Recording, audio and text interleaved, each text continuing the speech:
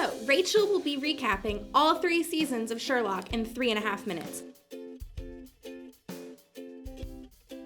Are you ready, Rachel? Yes. All right, your time begins now.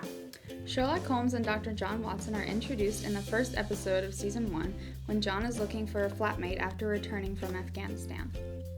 John is immediately surprised by how easily Sherlock picks up information about other people. The first and second episodes show John to be a caring man, while Sherlock is abrasive but brilliant.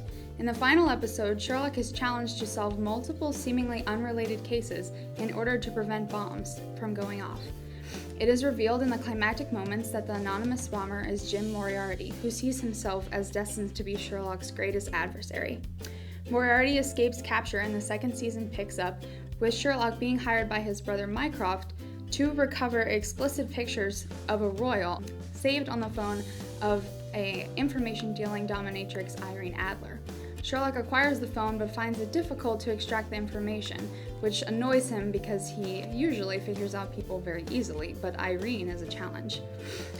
Eventually, Irene actually tricks Sherlock into decoding a code meant to protect a government plan, but Sherlock redeems himself by unlocking the code to her phone, which reveals her somewhat affectionate attitude towards him and the secret she holds.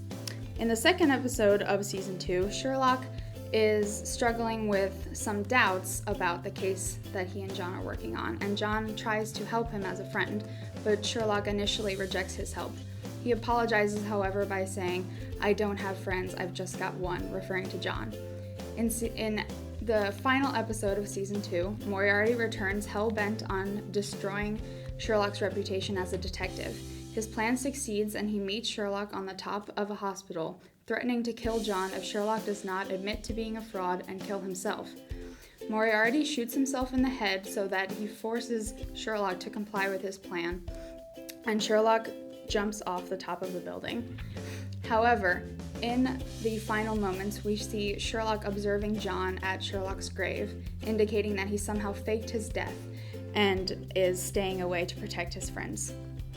Season 3 picks up 2 years after Sherlock's apparent death. John has been dating a woman named Mary, and Sherlock returns in the middle of John's proposal to her, much to John's chagrin. He initially does not want to forgive Sherlock, but the two are very close, and he eventually does. And the second episode details Mary and John's wedding, where during the best man speech, Sherlock pieces together information from many cases he and John worked over the past week to prevent the murder of John's former commanding officer. Sherlock also writes and performs the song that Mary and John use as their first dance. In the final episode, it's revealed that Mary led a dangerous double life earlier, and John is shocked and surprised by this. However, she's being blackmailed by a man who has information on her past life, and because she's pregnant, John forgives her, and he and Sherlock go to confront the man, Magnuson, who has the information on her. However, they find that he holds no physical evidence but keeps everything he knows in his mind. So when Mycroft comes to prevent Sherlock from confronting Magnuson, Sherlock kills Magnuson to keep him from revealing any information he has on Mary. He's punished for this by being sent away on a dangerous mission, but is immediately called back when a broadcast comes over all of London showing Moriarty's face saying, "Did you miss me?" 3 minutes and 43 seconds.